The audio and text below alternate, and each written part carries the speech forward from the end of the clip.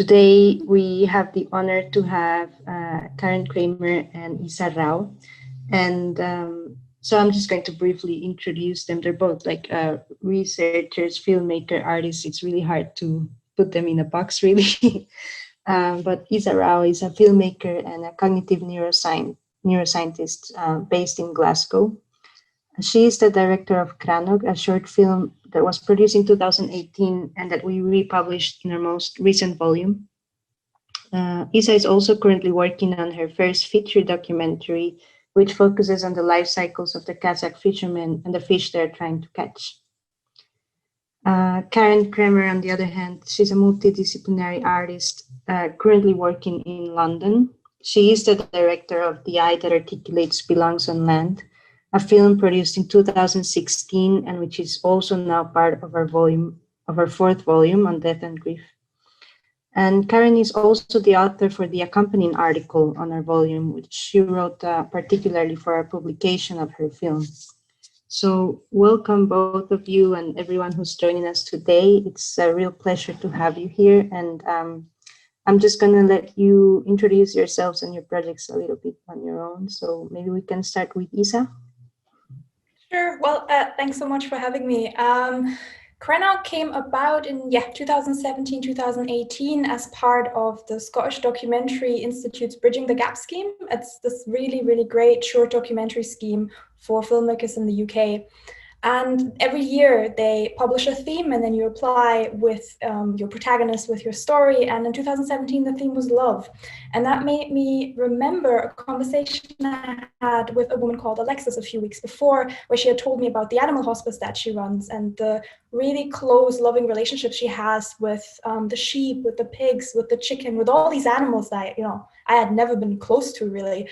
And that made me apply with Alexis' story, and then the film kind of came about through that. And Crannog, in the end, is a story about Alexis, who runs this animal hospice, who takes care of animals, who takes them in and tries to give them a peaceful life and a peaceful end of life, really. And it really touches on the concept of grief, the concept of death, the concept of how should we be living our life, looking at these inevitable parts of life, really. So I was very excited when it got included in the volume here at Wimblu. Yeah, thanks again for, it was great to be included in the volume. So the Eye That Articulates Belongs on Land was commissioned originally for the Jerwood FVU Awards, the 2016 edition of the awards.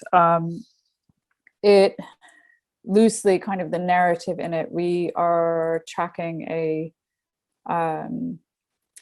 little shape-shifting fox as it travels from the Shiratoko Peninsula in the northernmost island of Hokkaido, at actually the northernmost point, as it kind of travels through this landscape and then goes through the town of Namie, which is a town in the Fukushima prefecture of Japan, which was impacted by the Great Tohoku earthquake, a tsunami, and then the subsequent kind of meltdown of the Fukushima power plant. And as you follow, the fox's name is Sasaki, as you follow them through this like journey through the landscape, it's them kind of having this kind of rumination on the border between things, between life and death, between this articulation of land and water. I think that's enough on what it is.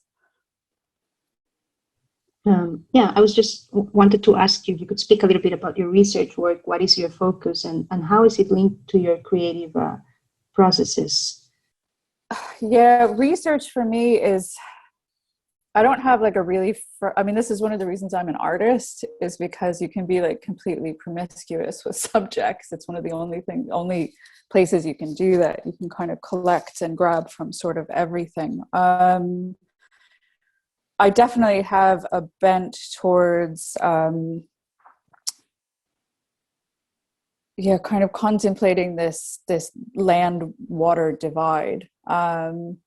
the interest certainly for this film was stemmed from kind of, as is in the text that I wrote for you guys, like stemmed from this attending an event kind of called In the Terrain of Water, kind of talking about this problem. And it's something I constantly come back to. I think this is because I'm also like a water person and grew up around boats and grew up around the shore. But that's still like kind of this relationship with water is something I constantly come back to. I also pull a lot from like, curiosity and being drawn to different subjects. And there's always animals in my work. So I'm constantly have a little bank of creatures that I'm pulling from. But it's not, I guess what I'll say for the kind of research component is it's not as like tidy as there's research and then there's work. It's kind of a continuous threading. Yeah, I think what you said about the animals in a way that leads very nicely to my background. So as a cognitive neuroscientist, I remember when I was going to university, the thing that always struck me and that made me really amazed was the idea that we have this lump of cells in our brain and that, in our skull, and that everything we feel, everything we perceive, everything is just possible because of that. And that lump of cells is very similar in humans, in non-human animals, and the idea of consciousness and the question of consciousness just came up very, very early during my studies, and I just found it utterly fascinating. And why do we make certain decisions? Why do we treat animals in certain ways? How do we deal with death? What is death?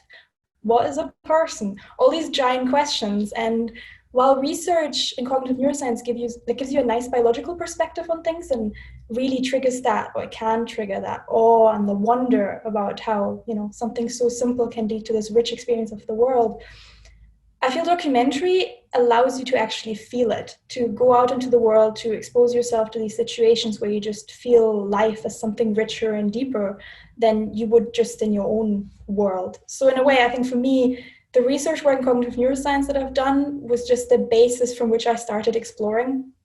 And the thing that kept me in documentary filmmaking is the idea of creating a film. You always walk in somebody else's shoes for a few meters, and there's something so beautiful about that, because in a way you're expanding the reality you can experience through getting into somebody's life. So yeah, I think for me, the kind of research background is the springboard, and then that got me interested into just all kinds of things, and it enables you to look at things with a different perspective to then put that into visual language, really. Yeah, I think it's so interesting how a little bit what Karen was mentioning, that it really just goes back and forth, like you can't really put a line between the two things, because as you experience this reality that is different from yours, that becomes sort of also the basis for research, that it gives you information that you didn't have before. And then you get information that sort of enriches these experiences as well. So that's great, like the way that they sort of shift from one place to another. And that sort of brings me a little bit to what we're speaking today, that it's this liminality, before, like between death and life. And I've noticed that in both the projects that we publish, like your projects that we publish, there is an emphasis on the process of grief more than death itself. So it feels like it's more about, like the attention is situated again in this liminality. There's a recognition of death, but it's always like either before or after it happens, and how this recognition shifts our relationship with the world. And so I'm like sort of elaborating on what you already started speaking about. Maybe you can tell us a little bit about what motivated you in the first place to explore this subject. I mean, and what would you say were your main takeaways or discoveries in the process regarding this concept of grief? Okay, so I'm just gonna go ahead. I feel like grief in the film was just it had to be a natural focus, because I think what attracted me first to Alexis was the kind of strength that she had, because I quickly realized that what she did was she opened her life to these creatures for whom she knew that they would die either within a few minutes, within a few hours, within a few days, if she's lucky, a few months or a few years. But no matter what animal she takes into her care, she knows it's going to pass away. And because she's so invested in them, and she really sees it as her her duty to give them a peaceful, beautiful life in the end, she knows the grief will come. It'll wash over her again and again. It's almost like a cyclical thing that she exposes herself to. And I had so much respect for that, because I think most of us, if we're lucky, intense grief is something we experience a few times in our lifetime, when a dear one or something that is very dear to us is not there anymore or passes away. And she's just so open to it. And with every animal that dies, she still feels, I feel, the same kind of depth of grief. So I think that's what I've learned through the project, that grief doesn't become less just because you experience it more often. And it also can take loads of different forms. It can wash over you at any time. And I do feel like we have a preconceived, in general, society has like a preconceived notion of how grief is supposed to look like. And I think that's just not the case. And I think the more you spend time with people who experience grief on a regular basis, and the more you experience grief yourself, the more you learn that's just not the case. But yeah, Crannog was always kind of touching on the grief aspect, because I think that was the aspect in Alexa's character that really struck me as something unusual, because who of us would willingly expose themselves to such a life? And that's kind of what she did, or what she does actually, yeah. I think for me, I do have a tendency with the work to constantly revisit kind of traumatic events. I'm not quite sure why I do this myself, but in part because those are these events, like catastrophes and everything else, are where you see kind of what preconceived ideas are about the order of things are kind of thrown into question, right? Like, so a tsunami occurs and it's an encroachment of water over land that it's not supposed to do that, right? We have a map that says this is where a line is, and it's a fantasy, right? So your whole world starts to kind of, or the order of things that you think are there kind of tends to be challenged in those moments.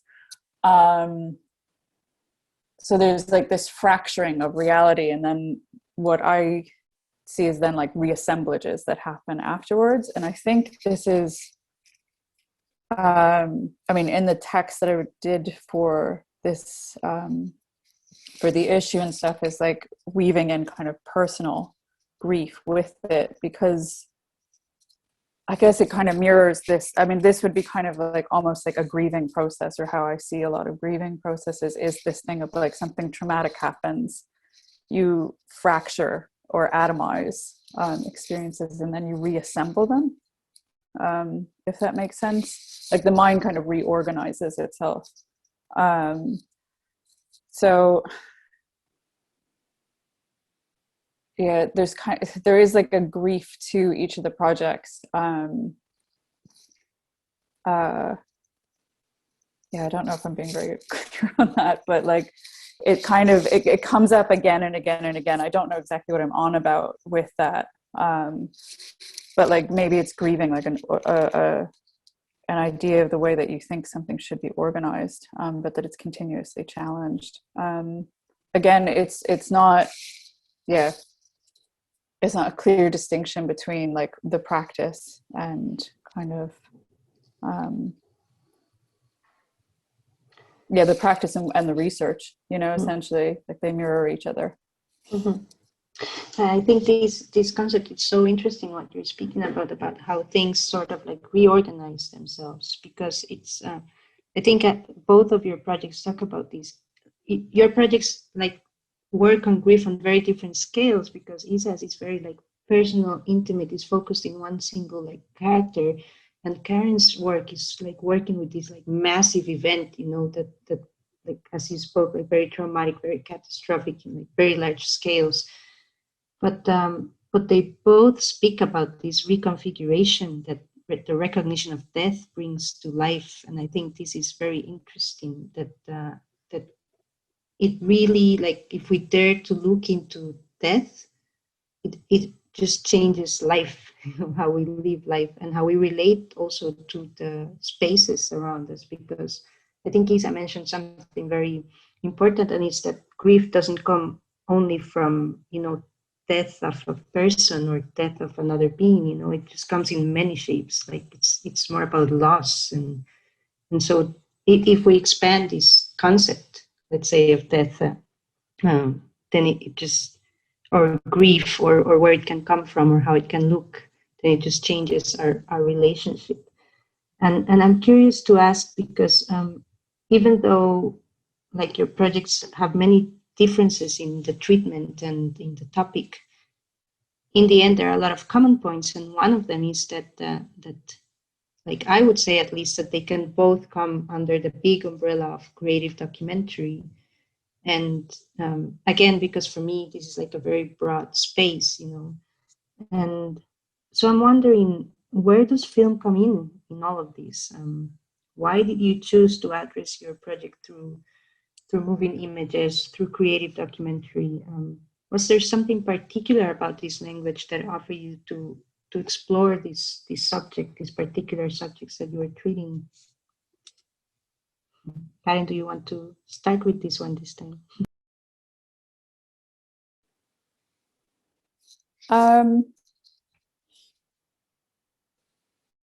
I mean, I think with the eye, I mean, it's like, it'd be a difficult thing to manage in any other way. I mean, I use a lot of like, obviously, like sound and moving image.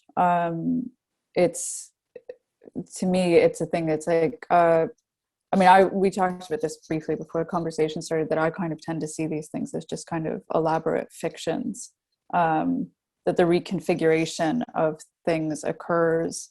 So like traumatic event happens, things fracture, and then you kind of reassemble things into a fiction as a way to talk about an event. And it's like mythologizing or something, or making a new story out of it. And I think you can kind of only do that with moving image, because you're giving it kind of like, I don't know, again, we talked about this as well, is because of I tend to see these things as like installed works and stuff, and so it's often like in a space, in a really visceral experienced environment for somebody to address. I mean, kind of to build on what you were saying too about these like monumental events that are difficult to kind of get your head around, as a kind of new way of like packaging it, I suppose, as a way of like one way maybe of processing them. I feel like with creative documentary, with Crannog's story, I mean, one simple reason why I chose creative documentary, or documentary in itself, for that is just because I feel like that's the only language that I feel comfortable in communicating those kind of topics. Like, I'm not very good with writing things, or podcast seems to be like a very foreign concept to me. So I feel like the idea of going somewhere with a camera and just kind of documenting and creating a story from that and crafting it, that's just kind of for me the language to go to, really, if I'm dealing with anything. But I think in terms of creative documentary and the freedom that it gives you, that was very useful for Crannog, because it deals on the surface with something resembling to animal rights, and the idea of how we treat animals is obviously quite a big topic in the documentary. And that's a topic that a lot of people have a lot of preconceived opinions about already, because it obviously influences our life now more and more with environmental movement, all of these things. So there are a lot of documentaries that deal with similar topics, but I feel like a lot of times you take the audience by the hand and you give them information and you try to explain them, and you openly try to change their opinion in a way which has its position. Those documentaries need to exist. But at the same time, I think there's also something very beautiful of just throwing somebody into a situation, not trying to create a corset beforehand in terms of this is how you have to think, and just letting them experience the world through the eyes of somebody else. And I think creative documentary can enable you to do that, because you have the freedom to withhold information. And what I mean with that is you have the freedom of really making the audience think and work hard to understand what's going on, and thereby the audience is engaging, or at least there's a possibility that they'll be engaging more with what they actually see. And that might then later on open the door to like questions and thoughts that have never occurred before.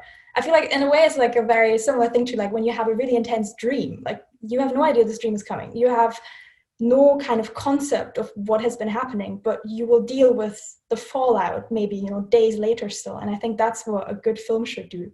And sometimes it can just shine a different light on a topic that is already talked about quite a lot, which animal rights certainly are. So that's why I thought using the medium of creative documentary for Crannog would be a great way to just kind of present a different view and maybe a different way into people's heads, so to say.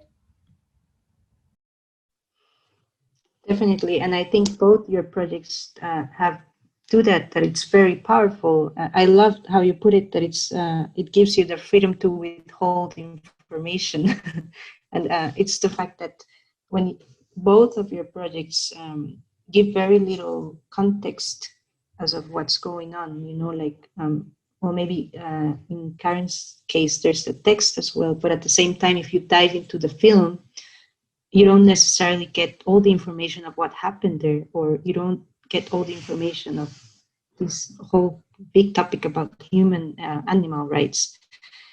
And I think this freedom is very interesting, not just for the audience, but also for the authors as well. You know, that it just allows you to step into a story with no judgment and just sort of like kind of like take in the experience and just let it unfold without coming with this preconceived idea of what is the message that I need to convey about this, like from a script or from point zero, that it actually lets you dive into the project with open mind, you know. And this is something that I notice in your films, both of them, like although again that they're very different, and they have one other thing in common, and is that they're speaking about a third person or a third place. You know, it's not about yourselves explicitly, but they both feel very intimate, and they both feel very author driven, like you are very present in it. And I'm curious, like, do you see yourselves present in your films? And if so, how do you see it, or where exactly? Like, where do you find yourselves in these particular projects? Yeah, I think with Crannog, I do hope that when people watch the film, it's a thing of they forget that there was somebody standing behind the camera, but the person feels like they were where the camera is. So that in a way, you know, when we see Alexis, for example, in the stable tending to Maya, that the audience just feels it's them and Alexis. It's not just like me in the background as well. But at the same time, I think with any kind of documentary or any kind of art form, really, there will be parts of the author in there, because in the end it's you holding the camera, you deciding in the edit what goes into the film. And I think one example where I see it in Crannog, where I'm definitely in there, is before filming the film, I had never been in such close contact to animals like that. I've never been 5 centimeters away from a sheep or a pig or a chicken, or had a chicken sitting on my shoulder. So there was like a sense of wonder and curiosity that I had when I spent time at the sanctuary, at the hospice. And I feel with a lot of shots and a lot of editing decisions, or the way I frame shots, now in hindsight, I can tell that that was born out of that curiosity. I mean, there was a reason why I ended up, that's not in the film, but why I ended up filming 10 minutes of a sheep shooing. Like somebody who's very used to sheep would have never spent 10 minutes filming something like that. But I think that really influenced the film. The way I spend time with Alexis and the things I learned while spending time with her, they certainly will have shaped the film in some way. But I do hope that in the actual watching process, people feel very much alone with Alexis, so to say.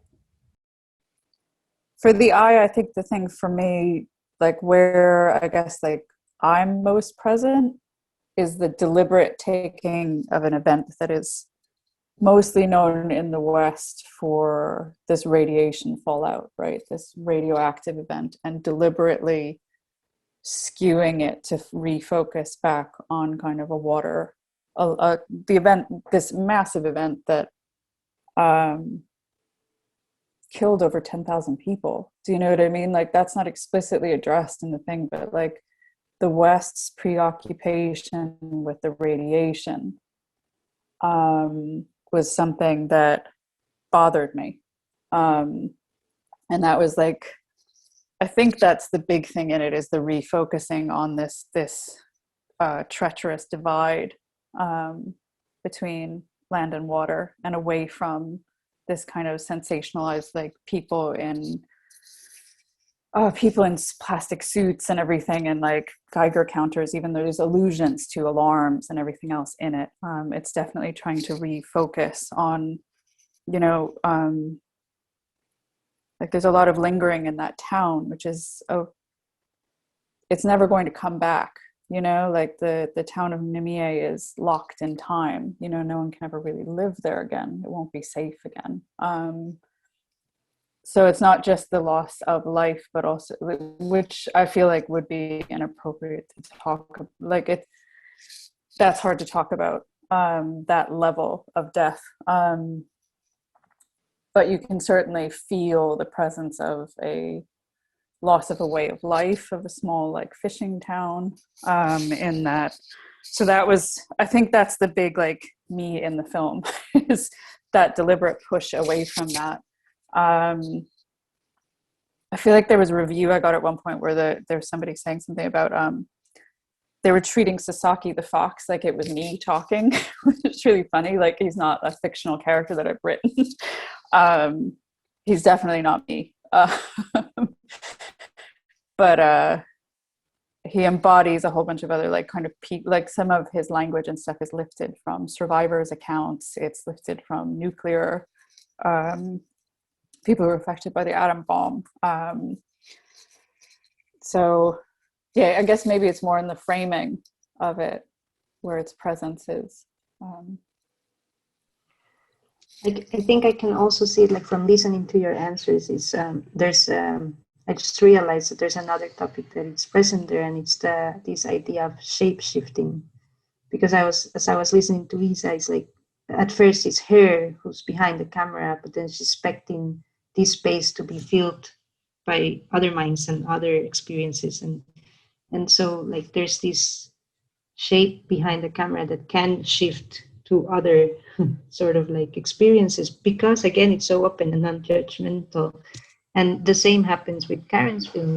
It's very based on this idea of shape shifting, and like as you said, that you have this fox that represents this very symbolically, and then you can be different characters and experience this event from the perspective of different characters, and this sort of gives like a fluidity to both films, because they're not like stuck in one message or in one opinion, or you're not campaigning for something in particular, but you're just like sort of like shifting that attention, as you just said, that all these characters give us the opportunity to shift our attention. And the way I see it in creative documentary is very much about this. It's about I'm not going to tell you what to think, but I'm just going to place your attention here for a little bit, and then let you decide what you feel and think about this. And there are many ways to do that, like in film, there are like the characters, there's like the voice, the narration, there's many mechanisms.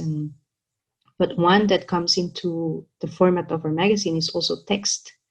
And so here I just want to sort of like move into another topic, which is that when we invited you to be a part of our volume, we gave you the option to publish a text along with your films. And your responses were like almost opposite in a way. Karen, you brought like a whole new layer to the project by writing a brand new text for us. And on the other hand, Isa mentioned that she'd actually like to give the audience as little context as possible so that they could come into the film more on their own terms. And both approaches, of course, they're both valid, they're both powerful in their own way. But I just wanted to sort of like change the topic a little bit and pick your brains a bit about this relationship between film and text in general. The text that I did for Wimblu for this edition is,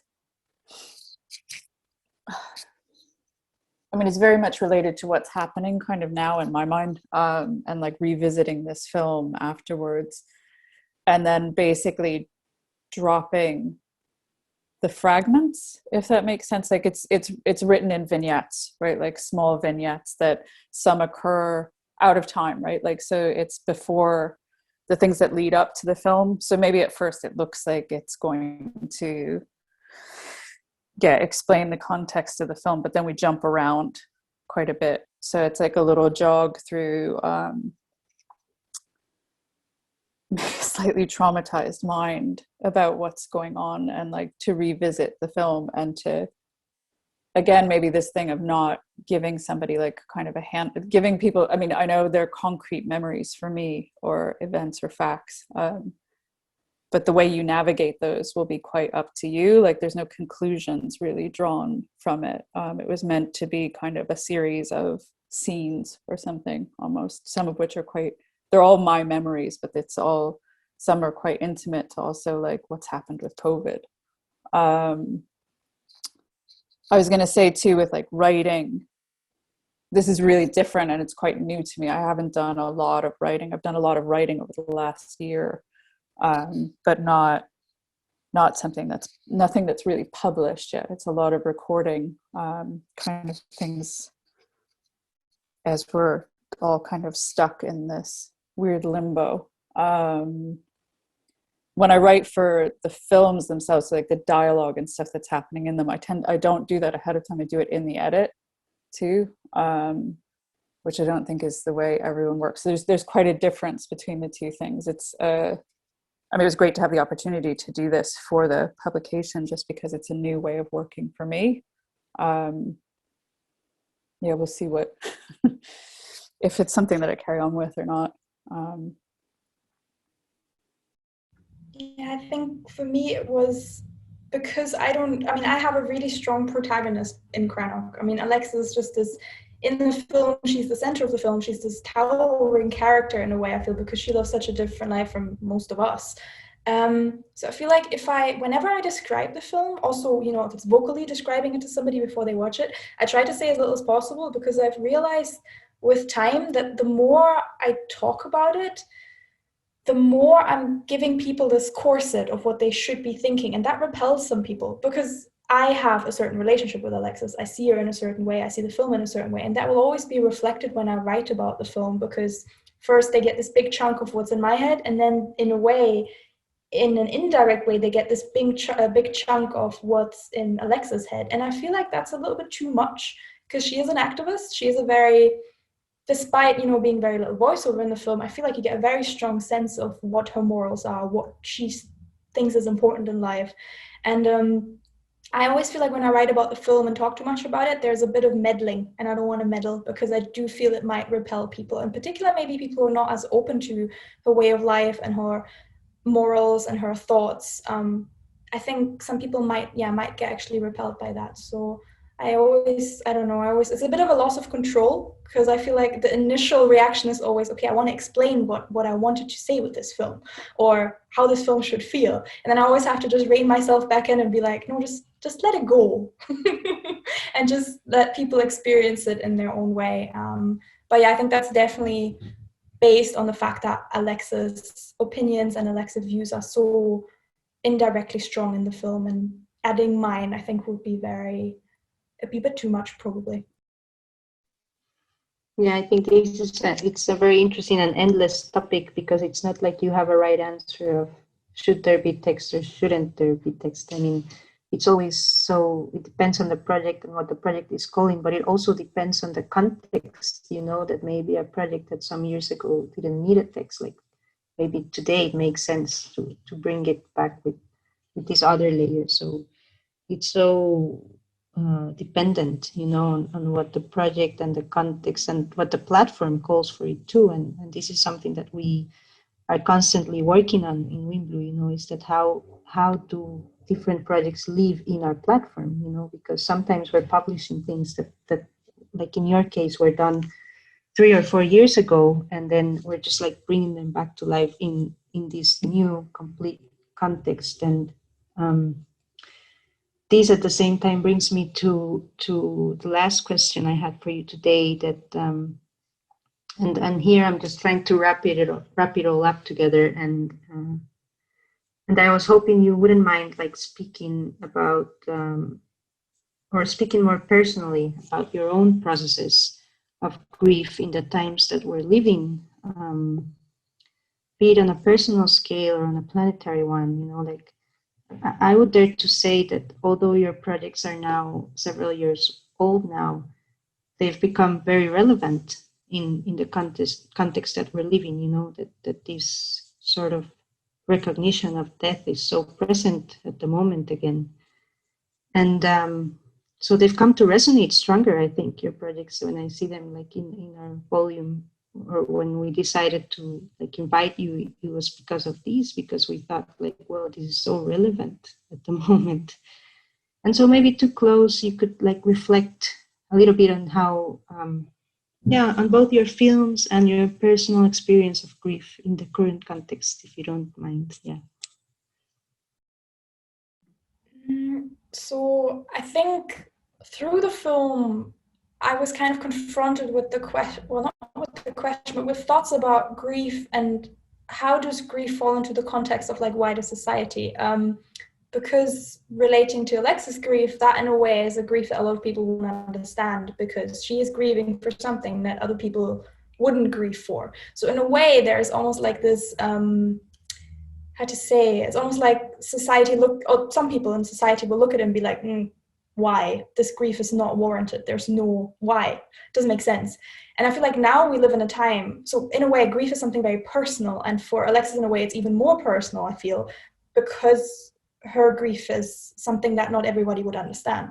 And I feel now with COVID, with the pandemic, with the current situation, grief when it's experienced through the loss of a loved one has suddenly become something almost public, just because if your loved one passes away because of COVID or because of related reasons, it automatically gets put into this larger context. It becomes a number, it becomes something that people are aware of. And I feel like there's also something really negative to that, because then, yes, everybody will say you have a right to grieve. But it becomes something bigger than that. And I feel grief is something so personal and something that you have to go through yourself and so individual.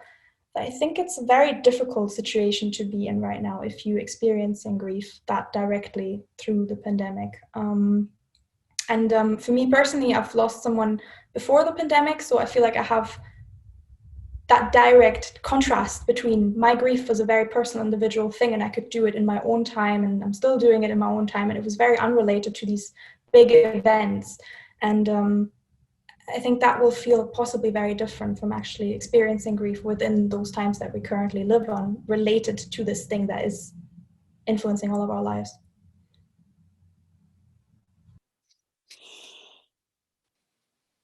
I think one of the things, I mean, my family was directly impacted by COVID. I lost my father in March to COVID of last year. It's a bizarre, this was one of the things that was bizarre about revisiting the eye for this project, was that it was revisiting this place that is locked in stasis in time, right? Like I had been there more than once and nothing changes, right? And it was unavoidable not to see some kind of parallel, like in the text I wrote for Wimblu, like revisiting through Google Earth, like walking through the town on Google Earth to places I had been before. And this mediated screen experience that have how we're socializing, how we're able to talk to one another, how people are, saying goodbye to their loved ones currently. I mean, I'm still too in the thick of it to possibly have any conclusions other than to say that there's just, this is this bizarre moment of like collective massive loss, disconnected from like the normal rituals of grief, like families gathering, what it is to have like a funeral or to have a hug, after someone has close to you has died. So it's this, there is this like collective thing, because there's been so much loss of life in so many different places, and that they're quite similar. the way these things have kind of have gone down, you know, essentially with families not being present. So it's both like collective and atomized at the same time. I mean, I think people are terribly traumatized, and it's gonna. I don't know how we come out of it. Sorry to end on like quite a dark note, but it isn't over. And I don't know. I like, one of the things I loved about his film is the reframing of somebody who's like a supreme empathizer. Do you know what I mean? Like somebody who's just continuously empathizing with another thing's position. I'm like, yeah, it's hard to know how we're going to get out of it, but I do think this, like, we'll see what the challenges of both this atomized experience of all of us on our individual screens, and then how we actually grow empathy without physical contact and stuff is, yeah, it's going to be, yeah, and how we come out of this. I'm not sure what that looks like. Thank you so much for sharing such personal experiences. Yeah, I think when we decided to do the volume on death and grief, it was very much responding to these same questions that you're posing, Karen. Is like, how do we come out of this? How do we deal with such a massive death? And at the same time, this recognition that death has always been there, you know, like but we've just been doing everything to put it out of our lives, to ignore it, to like just minimize these processes of grief, and then suddenly it's in your face every day, and then it's just very present, and we don't have enough tools to cope with it. We've been putting it aside for so long that we just felt like, okay, let's dedicate a whole volume to these, and like hopefully give people a space, or give people the pause or the tools to come into this topic with with what you've mentioned, like with empathy from different angles, not just in the context of COVID, but in general, you know, that let's step into death with more like open minds and open arms, and try to sort of like bring it back as part of life, because that's what it is. We really are just moving into this sort of liminal space, this thread, you know, between being alive and then knowing very, this awareness that we're going to die, you know, this is just amazing in a way. This, as Isa was mentioning in the beginning of this, you know, this concept of consciousness, or the fact that we are aware that we're finite, and still we don't seem to be able to cope with it or handle it, and so grief becomes such an important thing to practice in a way, you know. It's sort of a thing, like Isa was saying, that what happens when we expose ourselves to this, and when we allow ourselves to feel the pain of others, you know, and the loss of others, and the loss that we ourselves experience and that we sometimes choose to ignore. And this year, I think that, I mean, if there's any silver lining, maybe it's this one, you know, that it has given us the time to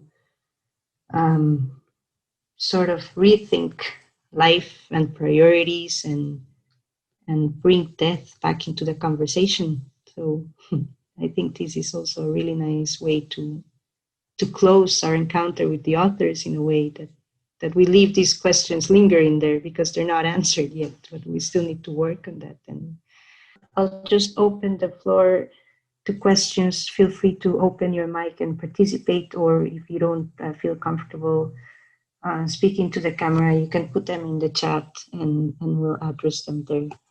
So yeah, all questions welcome. Can I ask a question to Karen, actually? I'm just going to jump right in. So I love watching your film, and it was very touching to me. I'm actually working on a project right now that deals quite closely with death and with water, because I think water just has this like extraordinary, I don't know, this extraordinary connection with life and death. And I just wanted to know how you feel that kind of weaved its way into your film, and also if it maybe changed your view on water. So for example, the first time when you went to Japan maybe and you looked at the ocean compared to, you know, after having created this film, after having gone through all the research, talking through it, thinking about it.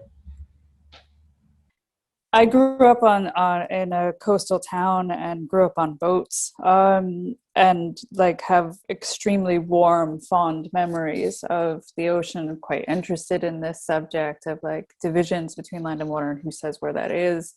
When I went to Japan and went to Namiye, or part of the film was shot in a abandoned planetarium. That's it's the only building that's still standing on kind of the shore in the town. And having my back looking at the building and realizing like that the whole place had been leveled, that there are ships where they shouldn't be because they're really far inland, all tipped over. And having the sound of the ocean, which you think of being as like a calming, lovely sound at my back, was actually terrifying. Just hearing it kind of recast, you know, like, and also at the same time, like having this like quite you have like nostalgia for like your childhood and what salt air smells like. So to have it kind of be both of those things, both like something that's like incredibly comforting, but also like terrifying at the same moment. Yeah, I don't know if that exactly answered your question. I would be curious to hear kind of what you're working on. No, I think it definitely does, because what you mentioned is the kind of shift that you can experience from this water body meaning one thing to you, and then suddenly water becomes something else because of the context. And I'm working on a film where I'm following people who have tried to take their lives in water, and now they're kind of shifting their relationship with water again. And through that research, I've talked to a lot of people who have a positive or a negative connotation with water, people who have found it helps their depression if they go swimming, people who have lost a loved one in water, and thereby every time when they cross a certain bridge, they look at the water and they're like getting reminded of that awful situation. And it has shifted my relationship to water as well. I mean, I walk past the local river with completely different eyes now. I think it just reflects on that duality that you can see particularly in water, where it can mean life and it can mean death. And it seems so banal, but I feel like when you actually experience it in that vivid way, it has something both frightening, as you say, because you feel really tiny, and it's like a loss of control almost, I feel, because we try to control water, and then sometimes it just doesn't work and it does exactly the opposite. But at the same time, it's also consoling because it makes you feel so small and insignificant. And in a way, I feel like there's like a consolation in that. And I think that really touched me in your project and the film, because I feel like that really came across, that we're like this little speckle in all these giant events. But there was a kind of, I don't know, I felt a little bit consoled within the film as well. No, I was just going to say that I do think water has this really, like, I would even call it like sort of like mystique personality that, because I think it like faces you to your vulnerability or to your limits in a way. I mean, if we speak about the sea or the water, it's always been like sort of a place of mystery, you know, a place of like adventures or a place of exploring, but at the same time, a place of danger. You know, if you think about the myths that are related to the sea and all this stuff, it's filled with the imagination, you know, because we simply don't know about it. And if you think like, sometimes we know more about like outer space than what we know about like what's happening under our own seas. So it's such a place, it's a deep imagination that to me, like geographically, I compare it a little bit to your subconscious, you know. It's a place that you're so pulled to it, you know, you're so attracted, and it manifests in so many ways. But at the same time, there's always a little bit of fear of how deep you can go without getting lost in it. And this is so interesting about water. I think it gives it this amazing space for imagination. Yeah. I think we have a question from Jennifer. So Jennifer, please feel free to open your mic and participate. Good morning, you guys. I want to thank you so much, Isa and Karen, for this, both your pieces on the Wimblu in the Wimblu publication, and also this morning. I almost didn't make it this morning, and I'm so glad I did to listen to both of you. I have a lot of comments, but I'll just in the interest of time and other participants, I'll keep it very brief. I feel like I want to have long, roaming conversations with both of you. But Karen, first to you, I just want to offer my very sincere condolences on the passing of your father. I'm so very sorry, and I can't imagine. And so the knowing that experience that you so graciously shared with us today is part of your landscape right now is very deeply touching to me. I also wanted to say, in regard to your work and what you talked about here today, I'm so struck. I live on an island, so of course water is very important to me, and how we get off the island and how we cross over to major land masses and that sort of thing. And I just want to say that I'm in so much of what you said today, Karen. I was thinking again about this ecological concept called ecotones, which is this area where two or more biomes come together. And in ecology, it's especially rich in biodiversity. And so I'm thinking about this terrain of,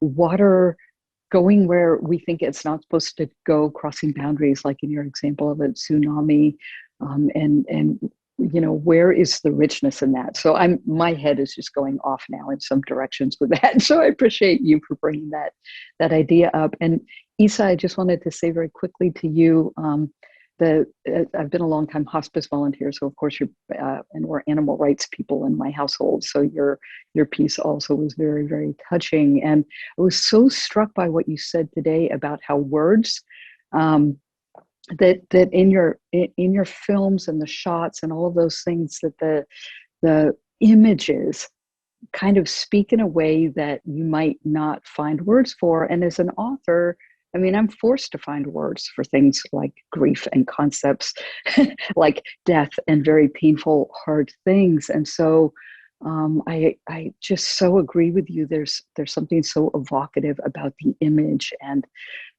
how those are presented by the filmmaker, and especially the filmmaker who we don't see in a moment because we're so struck by the image.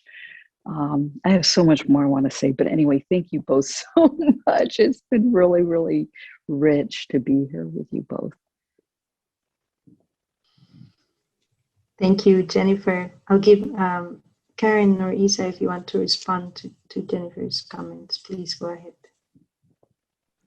I think, me talking about like words and how there is a limit to how much you can express. I mean, obviously visuals have the same limit, if not more so.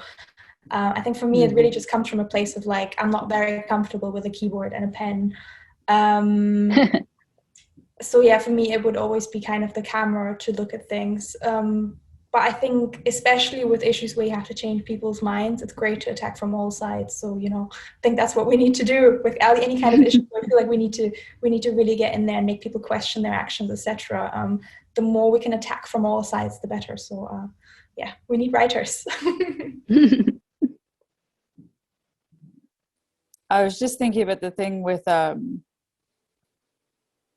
even like the cultural specificity to these relationships. It's like you go to Japan and it's like seaside communities, where tsunamis have been something that's been lived with, but then it's also been changed by kind of Western intervention into the place. As like you lose touch with a different relationship to water as something that maybe you withdraw from or retreat from. So like people who live in seaside communities would be more aware of, yes, you can feed yourself with the ocean, through fishing and everything else, but like you can't build. I mean, this is one of the preoccupations with the movie and everything, is like building densely packed suburbs in an area that might be prone to tsunami is an idea from somewhere else put there, that's like disengaging from the culture that's there. I don't know. I feel like that's something maybe that I'll I'm trying to tackle with future projects maybe wasn't explicitly said in that one. I'm just rambling, so I'm going to stop.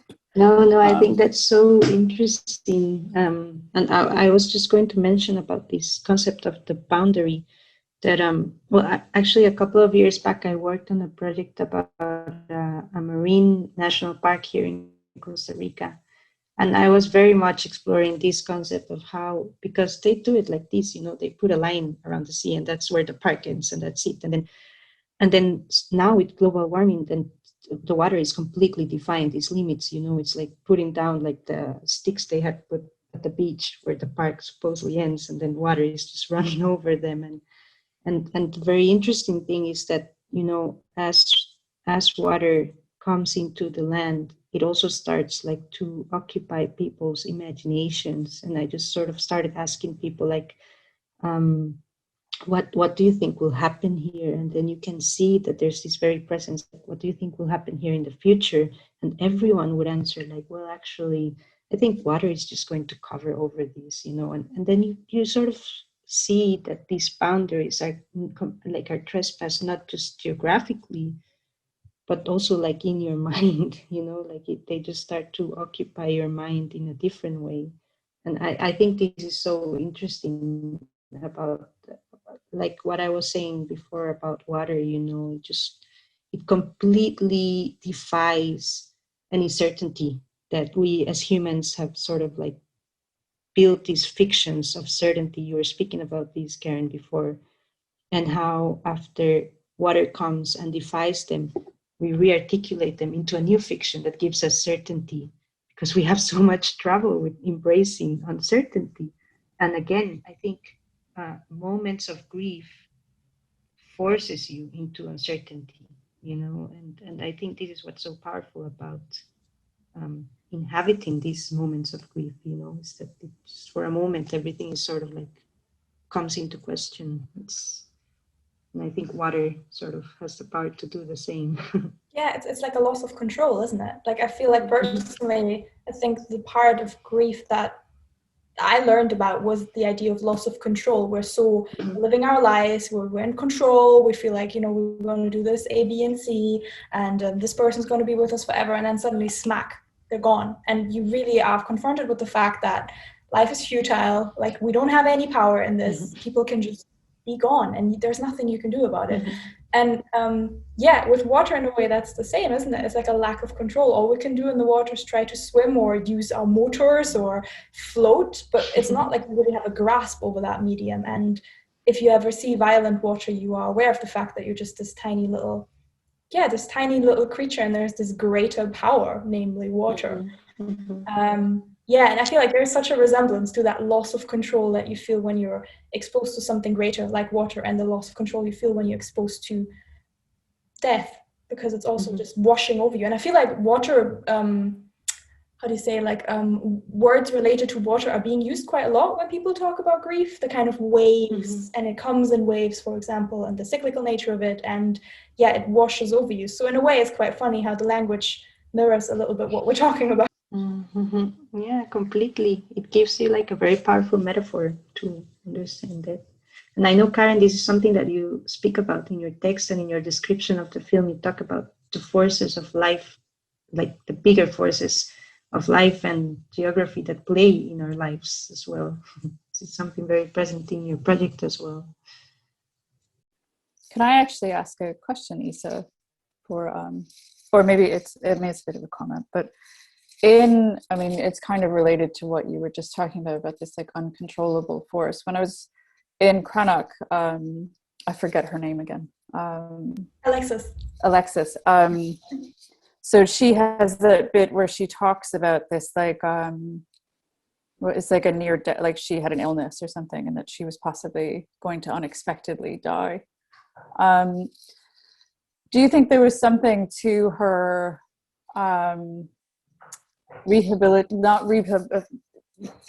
staying with these animals essentially through their own deaths that was a way of her kind of, controlling is the wrong word, her own circumstances, getting in, like that she could at least manage, the way these other creatures would die and that they would be comfortable, in relation to kind of her own maybe total loss of control. Because she appears to be young in the film. Like, this would be a very shocking thing. I don't know. I feel like, to be honest, I am aware that when you watch the film, I had these thoughts as well when trying to interpret why she does what she does before I really got to know her. And I think it's such a natural way of assuming that that's what it was. And I think for a lot of people that would be a possible way of coping with things.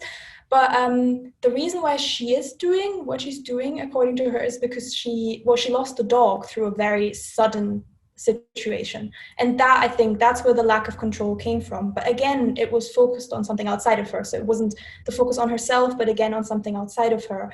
But I suppose you can go a step further and argue that she is focusing on things outside of her in general, because she knows that she can't control things inside of her. So I don't know, I feel like it's very hard to say. I think any kind of view is valid there, but I know that from herself, she would argue that she's doing what she's doing because she has recognized from a previous situation how awful it is to know that an animal that you love, or any animal really, any conscious being, is going through pain that is unnecessary, in particular in the face of death. She's very selfless in that way. And I think maybe you have to be a little bit when you work with animals so much, because, as I said, I feel like society doesn't really grant you the same rights to grief when you deal with animals as opposed to humans. But that's, I really love that, because I think that's looking at the film and trying to understand it in a certain way, trying to explain for yourself, why is she doing this? And in a way, I feel also it's relating to asking yourself, would I do this? Or what would lead me to do this? And I think that's really beautiful. So I'm glad that that kind of triggered it.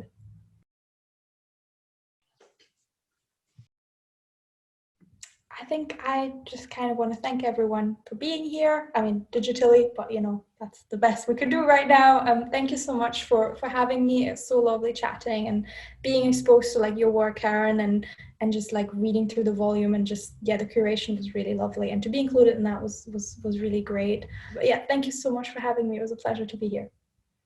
Yeah, I guess thanks. It was really nice. It was a nice way to revisit, to do the kind of text contribution. Was just a really nice way to revisit a film that is a little bit old, but also that event's not going anywhere, So, and I think, kudos, because the framing of the issue, it's just a really nice context to see the work in. With a really good set of peers. So thank you for having me. If you want to support our project, you can share this episode, visit our digital magazine wimblu.com, subscribe to our newsletter, or join our Patreon community, where you can access exclusive content starting at $3 a month. Your support allows us to create and share content that reimagines a fair and healthy world for all life forms.